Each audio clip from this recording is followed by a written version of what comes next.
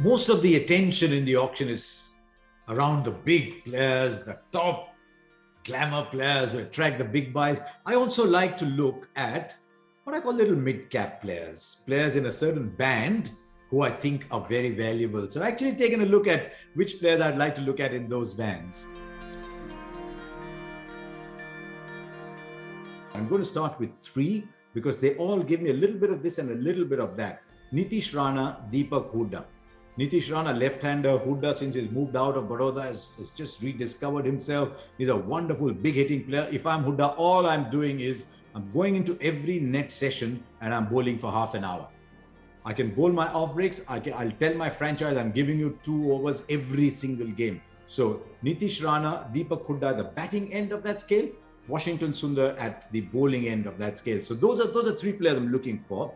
Then amidst all this fast bowling talent is someone who was a fantastic red ball bowler, did very well for India in white ball cricket at the 2015 World Cup. I thought he had a bigger role to play in the 2019 World Cup.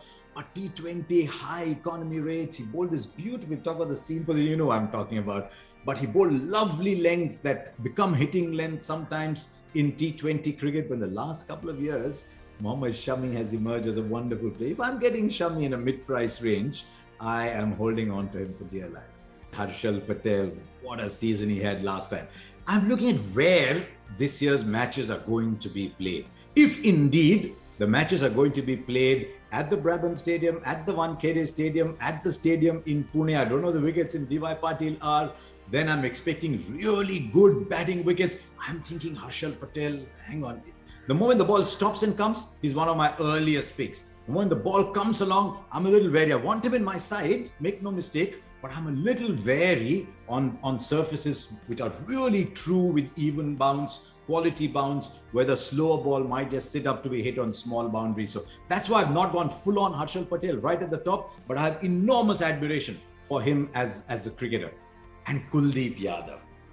Right? India brought him back in the ODI side. There are 3 ODIs before the auction. I'm Kuldeep Yadav. I'm saying, pick me, pick me, pick me. Give me a game against the West Indies. Don't normally read wrist spin well.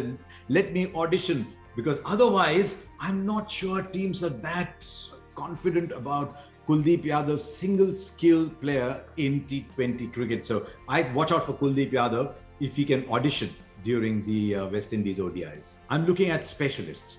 Looking at Devdutt Padikkal, top of the order. I don't know if I'm breaking the bank for him, but I like him in my side.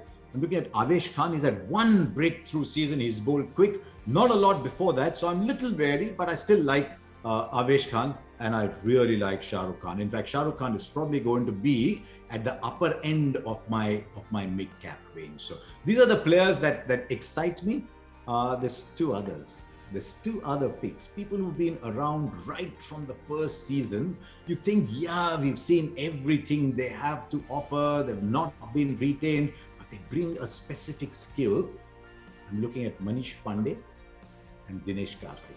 Teams need wicket keepers anyway. So Manish Pandey, Dinesh Karthik are my picks. Just keep an eye out. As I said, people may not go into double digits, may not go into high single digits. But if I can get Manish Pandey, Dinesh Karthik in a price band, then I'm very, very happy. So I'm certain that they will find a buy. So these are the players that I'm looking for. But as I've said in another blog, look out for the value picks that you may not know of very well, but the scouts in the IPL are top class. So you'll find some players there as well. So there are my picks. What are yours?